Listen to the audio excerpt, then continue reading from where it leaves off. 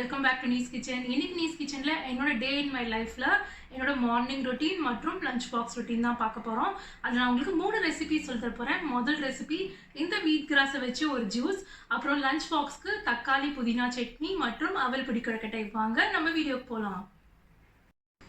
Hello friends, இன்னைக்கு வந்து morning routine. Already என் பொண்ணு ஸ்கூலுக்கு போயாச்சு. இப்போ மணி வந்து 7 o'clock. இங்கே ஸ்கூல் வந்து ரொம்ப ஏர்லி. ஸோ மார்னிங் பிரேக்ஃபாஸ்ட்டுக்கு வேண்டிய ராகி கஞ்சி நேற்று நைட்டே போட்டு வச்சிட்டேன். ராகி மில்லட்ஸ் கஞ்சி லைட்டில் காமிக்கிறேன் பாருங்க. ராகி அண்ட் மில்லட்ஸ் கஞ்சி நேற்று நைட்டே போட்டு வச்சாச்சு. இதில் மோர் விட்டு குடிக்கணும். இதுதான் எங்களோட பிரேக்ஃபாஸ்ட்.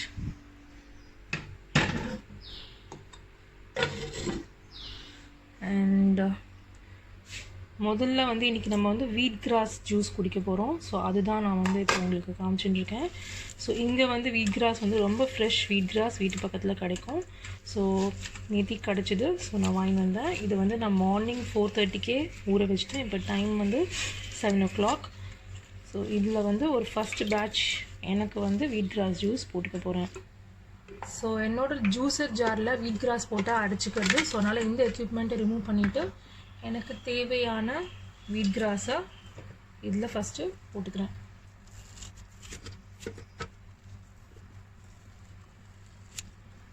ஸோ இந்த மாதிரி கட் பண்ணி போட்டுட்டேன்னா வேஸ்டேஜஸ் வருதில்ல.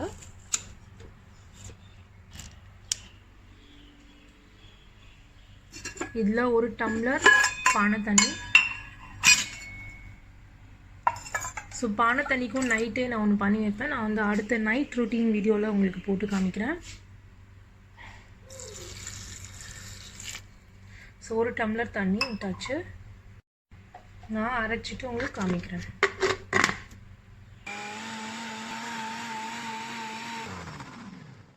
ஸோ இது ஃபுல்லாக அரைச்சாச்சு. இப்போ நம்ம வந்து இந்த மாதிரி ஒரு ஃபில்டரில் போட்டு ஸ்ட்ரெயின் பண்ண வேண்டியதான்.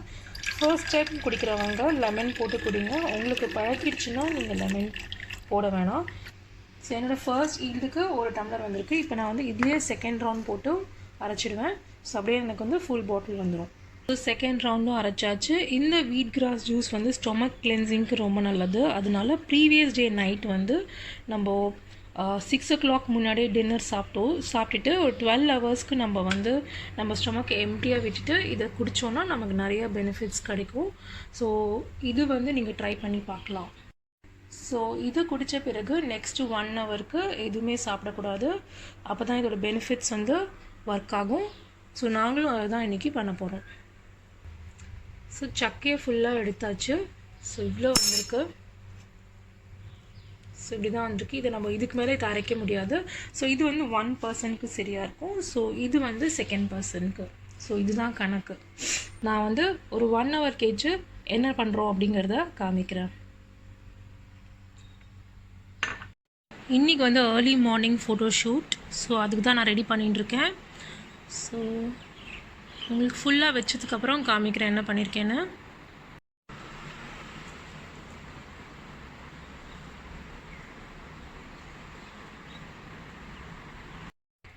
ஸோ இன்றைக்கி பிளேட்டிங்க்கு தேவையான வாழலையை கட் பண்ணி வச்சிட்டேன் ஃபோட்டோக்கு.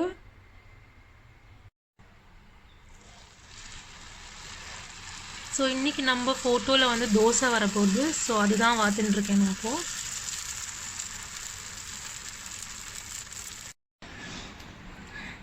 ஸோ தோசை வச்சாச்சு. இப்போ காஃபி வச்சிடலாம். இதோட ஃபைனல் ஃபோட்டோகிராஃபை நீங்கள் என்னோடய இன்ஸ்டாகிராமில் பார்க்கலாம்.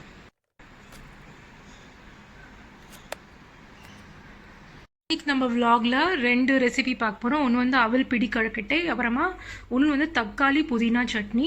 ஸோ நான் ஃபஸ்ட்டு கேமரா வந்து ஸ்டாண்டில் வச்சிடுறேன். அதுக்கப்புறம் நம்ம கன்டினியூ பண்ணலாம். ஓகே, முதல்ல தக்காளி புதினா சட்னிக்கு என்னெல்லாம் இன்க்ரீடியன்ட் சொல்கிறேன். 3 தக்காளி எடுத்துட்டுருக்கேன். இது வந்து நல்ல ரைப்பன்டு தக்காளி.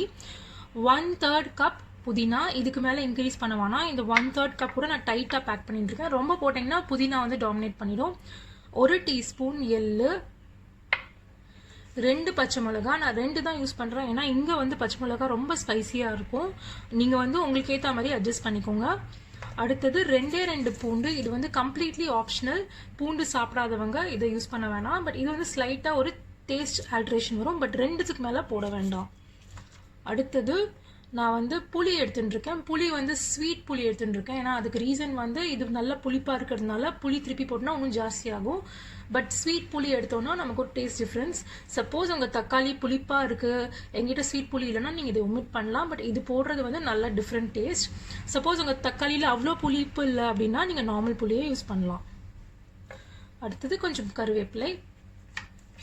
அடுத்தது இந்த அஞ்சலை போட்டியில் இருக்கிற சில சாமான்கள் நான் அது குக் பண்ணும்போது சொல்கிறேன் உங்களுக்கு. அப்புறம் நமக்கு நல்லெண்ணெய் யூஸ் பண்ண போகிறோம். இதில் தாளிக்கிறதுக்கு எவ்வளோ டீஸ்பூன் அப்படிங்கிறத நம்ம போடும்போது நான் சொல்கிறேன்.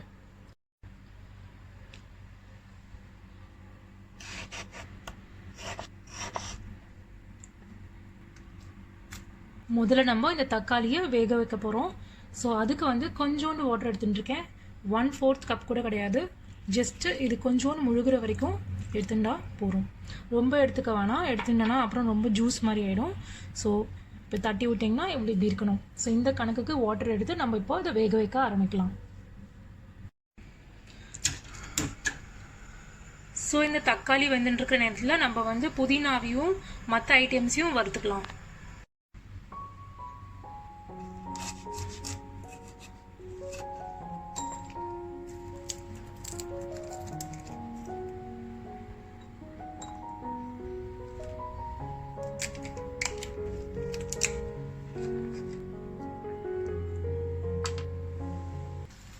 ஸோ இந்த மின்ட்டெல்லாம் வறுக்கிறதுக்கு நான் வந்து ஒரு கேஸ்ட் அயர்ன் கடாய் எடுத்துட்டுருக்கேன்.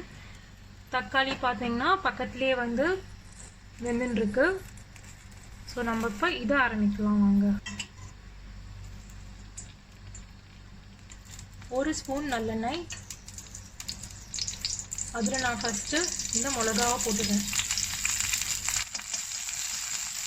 அதுக்கப்புறம் இந்த 2 பூண்டு, அப்புறம் இந்த எள்ளு 1 ஸ்பூன் எள்ளு போட்டு ஃபஸ்ட்டு கொஞ்சம் வறுத்துக்கிறேன். ஸோ இதோட இந்த டேமரிண்ட் அதாவது புளியையும் சேர்த்து வறுத்துக்கிறேன். இந்த 1 ஸ்பூன் ஆயில் போடும். ஸோ லைட்டாக வறுத்துட்டா போகிறோம். கடைசியாக நம்ம இந்த புதினாவையும் போட்டு வறுத்துக்கலாம்.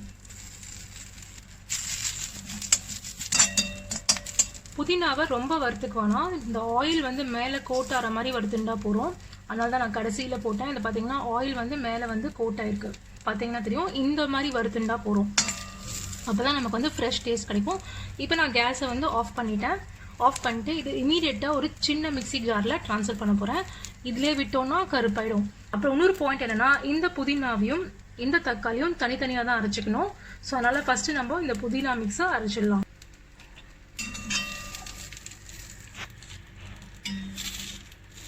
இப்போது இந்த புதினா மிக்ஸை அரைக்கிறதுக்கு நமக்கு கொஞ்சம் தண்ணி வேணும். ஸோ அப்போ நம்ம வந்து இதில் இருக்கிற தண்ணியே நம்ம வந்து ரீயூஸ் பண்ண போகிறோம். தக்காளி நல்லா கொதிக்க ஆரம்பிச்சாச்சு. நல்லா வெந்தாச்சு. பார்த்தீங்கனாலே உங்களுக்கு தெரியும். இப்படி அமுக்கினாலே மேஷ் ஆகிடும். ஸோ இந்த டைமில் நம்ம ஆஃப் பண்ண வேண்டியதான். ஸோ நான் இதுலேருந்து கொஞ்சோண்டு தண்ணி எடுத்து இதில் விட போகிறேன். தனியாக தண்ணி விட்டோன்னா அப்புறம் ரொம்ப லிக்விட் ஆகிடும். ஸோ தண்ணி மட்டும் பார்த்து விடணும். அதுக்கு எல்லாமே ஆறட்டும். ஆறினதுக்கப்புறம் தனித்தனியாக அரைச்சி நம்ம மிக்ஸ் பண்ணுவோம். இது பாருங்கள், கேஸ் ஆஃப் பண்ணதுக்கப்புறம் கூட இது கொதிச்சுட்டு இருக்கு.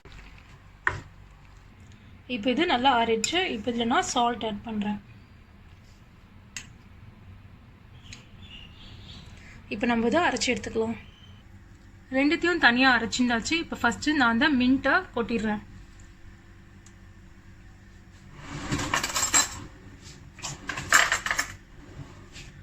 ரெண்டுத்தையும் அரைச்சாச்சு. ஃபஸ்ட்டு நான் வந்து மின்ட் மிக்ஸை கொட்டிடுறேன் இதில். அப்புறம் நம்ம அரைச்சி வச்ச தக்காளி. ஸோ ரெண்டுத்தையும் நல்லா மிக்ஸ் பண்ணிடலாம். ஒரு வாட்டி டேஸ்ட் செக் பண்ணிக்கலாம். எனக்கு எல்லாமே பர்ஃபெக்டாக இருக்குது. இப்போ நம்ம இதில் தாளித்து கொட்ட வேண்டியதான். நம்ம தாளிக்க ஆரம்பிக்கலாம். 2 ஸ்பூன் நல்லெண்ணெய். இது நல்லா கொதி வரட்டும். எண்ணெய் வந்து நல்லா கொதி வந்துடுச்சு. இப்போ நம்ம கடுகு ஆட் பண்ணலாம். 1 ஸ்பூன் கடுகு. கடுகு நல்லா வெடிக்கிறது. இப்போ 1 ஸ்பூன் ஜீரகம் போட்டு நல்லா மிக்ஸ் பண்ணி விட்டுலாம். பிறகும் நல்லா வறுத்தாச்சு. இப்போ நம்ம கேஸ் ஆஃப் பண்ணிவிட்டு அதில் இந்த கருவேப்பிலையும் போட்டுடலாம். போட்டு ஒரு வாட்டி மிக்ஸ் பண்ணிடலாம்.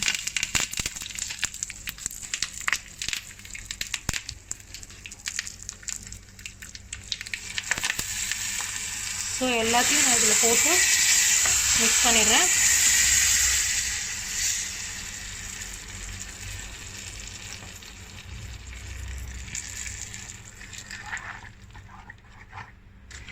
அவ்வளோதான், நம்ம சட்னி ரெடி. அடுத்து நம்ம அவல் பிடி கொழுக்கட்டை பண்ணலாம். இப்போ இந்த அவல் பிடி கொழுக்கட்டைக்கு தேவையான பொருட்களை பார்த்துக்கலாம். நான் வந்து சிகப்பு அவல் எடுத்திருக்கேன். ஸோ இந்த சிகப்பு அவல் பார்த்தீங்கன்னா கொஞ்சம் கெட்டி அவலாக எடுத்துட்டுருக்கேன். இது வந்து 2 கப். அப்புறமா கருவேப்பிலை தேவைக்கேற்ப, அப்புறம் 2 பச்சை மிளகா, இது கூட நீங்கள் அட்ஜஸ்ட் பண்ணிக்கலாம். தேங்காய் எண்ணெய் தேவைக்கேற்ப, 1 டேபிள் ஸ்பூன் நறுக்கி வச்ச கொத்தமல்லி, அப்புறமா தேங்காய் 1/3 கப், இஞ்சி 1 டேபிள் ஸ்பூன், பெருங்காயம், அதுக்கப்புறமா உப்பு, அப்புறம் அஞ்சலப்பட்டியில் இருக்கிற சில சாமான்கள். இப்போ நம்ம இந்த அவலை கொஞ்சம் கொரன்னு பவுடர் பண்ணிக்கலாம் வாங்க. இப்போ நான் பவுடர் பண்ணிட்டேன். ஸோ பவுடரை பார்த்தீங்கன்னா கொரான்னு இருக்குது. ஸோ இப்போ நம்ம இதோட தண்ணி மெஷர்மெண்ட்டை பார்க்கலாம். இது வந்து இப்போ பவுடர் பண்ணது பார்த்தீங்கன்னா கிட்டத்தட்ட 1.5 கப் வருது. ஸோ இந்த 1.5 கப்புக்கு எனக்கு 1.5 கப்பு தண்ணி, அதோட கொஞ்சம் கம்மியே செலவாகும். ஸோ பவுடர் பண்ண பிறகே நீங்கள் வந்து வாட்டர் மெஷர்மெண்ட்ஸை ரெடி பண்ணிக்கோங்க. இப்போ நான் இதில் ஒரு 3 டீஸ்பூன் தேங்காய் எண்ணெய் விட்டுக்கிறேன். அதுக்கு மேலே வேண்டாம். பெருங்காய பொடி, இந்த பெருங்காய பொடி நல்லா பொரிஞ்சுன்னு வருது. இப்போ நான் வந்து இதில் கடுகு ஆட் பண்ணுறேன். கடுகு நல்லா வெடிச்சுன்னு வருது. இப்போ 1 ஸ்பூன் உளுத்தம் பருப்பு, அதுக்கப்புறமா 1 ஸ்பூன் கடலைப்பருப்பு, இதோட சேர்ந்து பச்சை மிளகா, இஞ்சி, 1 கருவேப்பிலை கொத்து, இது வந்து வதங்கிறதுக்கு. எல்லாத்தையும் இப்போ நம்ம நல்லா வதக்கிக்கலாம். நல்லா வதங்கியாச்சு. இப்போ நான் இதில் 1.5 கப் தண்ணி விட போகிறேன். அவளோட வெரைட்டிஸ் மாறும், அதனால நம்ம கொஞ்சம் எக்ஸ்ட்ரா தண்ணி சைடில் வச்சுக்கலாம். மெஷர்மெண்ட்ஸ் முன்ன பின்ன லைட்டாக ஆகலாம். இப்போ நல்லா கொதி வந்த பிறகு நம்ம சால்ட் ஆட் பண்ணலாம். சால்ட் உங்கள் தேவைக்கேற்ப. நல்லா கொதிச்சுன்னு வருது. இன்னும் சைடில் கொதிக்கல, நல்லா கொதிக்கட்டும். இந்த நல்ல கொதி வரும்போது 100 ரவுண்ட் கருவேப்பிலை. ஒவ்வொரு ஸ்டேஜில் கருவேப்பிலோட டேஸ்ட் மாறும். ஸோ அதனால தான் 2 ஸ்டேஜாக நான் ஆட் பண்ணுறேன். இப்போ நல்லா கொதிக்க ஆரம்பிச்சாச்சு. இப்போ நான் இதில் அவலை கொஞ்சம் கொஞ்சமாக ஆட் பண்ணுறேன். கட்டி தட்டாமல் ஆட் பண்ணோம். கட்டி தட்டுச்சுன்னா ப்ராப்ளம் ஆகும். எனக்கு இப்போ இந்த 1.5 கப்பு அவலுக்கு 1.5 கப்பு தண்ணி கரெக்டாக இருக்கு. நான் மெஷர் பண்ணும்போது 2 கப் எடுத்துட்டேன். ஃபுல் அவல் பவுடர் ஆனதுக்கப்புறம் நிறைய ஏர் ஸ்பேசஸ் இருக்கிறதுனால அது 1.5 கப்பாக மாறி இருக்கு. பாருங்க கெட்டியாக இருக்கு. ஸோ மெஷர்மெண்ட் கரெக்டாக இருக்கு. இதுக்கு மேலே நம்ம தண்ணி ஆட் பண்ண வேணாம். ஸோ இது நம்ம வேக வைக்க போகிறதுனால ரொம்ப இதில் குக் பண்ண தேவையில்லை.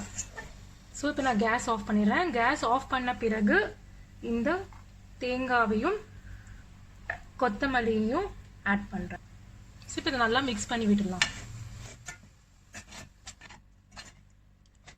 ஸோ இந்த அவல் வந்து கை பதத்துக்கு ஆறணும்.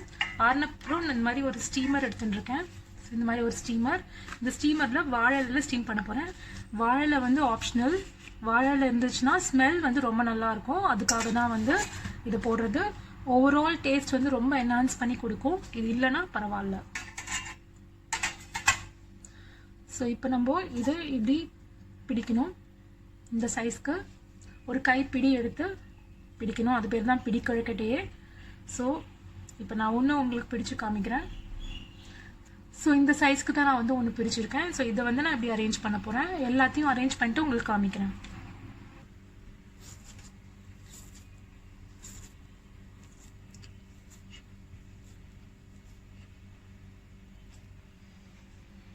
ஸோ இதுதான் க்ளோஸ்அப்பில் உங்களுக்கு காமிக்கிறேன். கொஞ்சம் டைட்டாக பிடிங்க, ரொம்ப லூஸாக பிடிச்சா விரிஞ்சின்னு வந்துடும். ஸோ இதுதான் வந்து டைட்டாக பிடிச்சதுக்கான எக்ஸாம்பிள். ஸோ நான் எல்லாத்தையும் பிடிச்சாச்சு. ஸோ இது கவுண்ட் பார்த்தீங்கன்னா 14 இருக்குது. இது ஒவ்வொரு கை பிடிப்புக்கு ஏற்ற மாதிரி வரும். ஸோ +or -2 வரலாம். ஸோ சில வாட்டி 16 கூட வரலாம். ஸோ 1 கப்புக்கு நம்ம வந்து 14 to 16 கவுண்ட் எடுத்துக்கலாம். இப்போ இதை நம்ம ஸ்டீம் பண்ண போகிறோம். 10 மினிட்ஸ்க்கு ஸ்டீம் பண்ணி விட்டால் போகிறோம். நான் ப்ரெஷர் குக்கரில் ஆல்ரெடி தண்ணி போட்டிருக்கேன், அப்புறம் இந்த ஸ்டாண்ட் போட்டிருக்கேன். இப்போ இதை வைக்க போகிறேன். ஸோ 10 மினிட்ஸ் கழிச்சு எப்படி இருக்குது அப்படின்னு பார்க்கலாம். நல்லா ஸ்டீம் வந்துட்டுருக்கு. ப்ரெஷர் போட வேணாம், ஸ்டீம் பண்ணால் போகிறோம். 10 நிமிஷத்துக்கு ஸ்டீம் பண்ணிவிட்டு அப்புறம் ஒரு 8 மினிட்ஸ் நான் அப்படியே விட்டுட்டேன். இப்போ நான் திறக்க போகிறேன். க்ளோஸ்அப்பில் காமிக்கிறேன் பாருங்கள் எப்படி இருக்குன்னு. நல்லா வெந்து கரெக்டாக இருக்குது. ஸோ நான் வந்து உங்களுக்கு ஒரு எக்ஸாம்பிள் காமிக்கணும் அப்படிங்கிறதுனால ஒரே ஒரு பொடிக்கொழுக்கட்டை மட்டும் லூஸாக பிடிச்சிருக்கேன். ஸோ இதுதான் அந்த பொடிக்கொழுக்கட்டை. இது பார்த்தீங்கன்னா பிரேக் ஆகிருக்கு. ஸோ நான் உங்களுக்கு க்ளோஸ்அப்பில் எடுத்து காமிக்கிறேன். ஸோ இது பாருங்கள், இது ஆல்ரெடி வந்து ஒரு கிராக் வந்திருக்கு. இது ரீசன் என்னென்னா நான் சரியாக வந்து இதை பிடிக்காமல் வச்சுருக்கேன். உங்களுக்கு சாம்பிளுக்காக வேணும்ட்டே அப்படி நான் பண்ணேன். பட் இதை பாருங்கள், இது கரெக்டாக இருக்குது. இதுதான் கரெக்டான பதம். இப்போ நான் இதை இந்த கேசரோலில் ட்ரான்ஸ்ஃபர் பண்ண போகிறேன். ஸோ அவல் பிடி கொழுக்கட்டை ரெடி. நான் முன்னாடியே சொன்ன மாதிரி இங்கே வந்து ஸ்கூல் வந்து சீக்கிரம் ஓப்பன் ஆகிடும். பட் என்ன அட்வான்டேஜ்னால் ஸ்கூல் வந்து வீட்டுக்கு பின்னாடியே இருக்குது. ஸோ நம்ம வந்து லஞ்ச் இல்லாட்டி வந்து செகண்ட் ரவுண்ட் ஸ்நாக் இதெல்லாம் வந்து நம்ம பின்னாடி அப்படியே கேட்லேருந்து கொடுத்துடலாம். அந்த மாதிரி ஃபெசிலிட்டிஸ் வச்சுருக்காங்க. இப்போ வந்து நான் லஞ்ச் பாக்ஸ் பேக் பண்ணிவிட்டு ஸ்கூலில் போய் கொடுத்துட்டு வர போகிறேன். ஸ்கூல் பக்கத்தில் இருக்கிறதுனால இருக்கிற பிக்கெஸ்ட் அட்வான்டேஜ் இவங்களுக்கு ஃபுட்டும் வந்து சுட சுட கிடைக்கும். ஸோ சட்னியும் ரெடி. ஸோ இவங்களோட ஃபர்ஸ்ட் பிரேக், லன்ச் பிரேக்குக்கு நான் போய் இதை கொடுத்துட்டு வர போகிறேன்.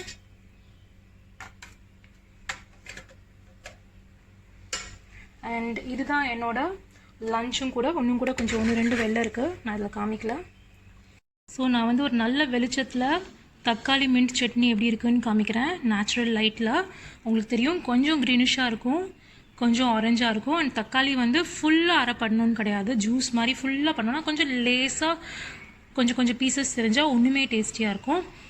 அண்ட் அவல் புடி கொழுக்கட்டை இப்படி தான் இருக்கும். ஓகே ஃப்ரெண்ட்ஸ், உங்களுக்கு என்னோட வீடியோ பிடிச்சிருக்குன்னு நினைக்கிறேன். உங்களை சீக்கிரம் இன்னொரு வீடியோவில் சந்திக்கிறேன். See you soon.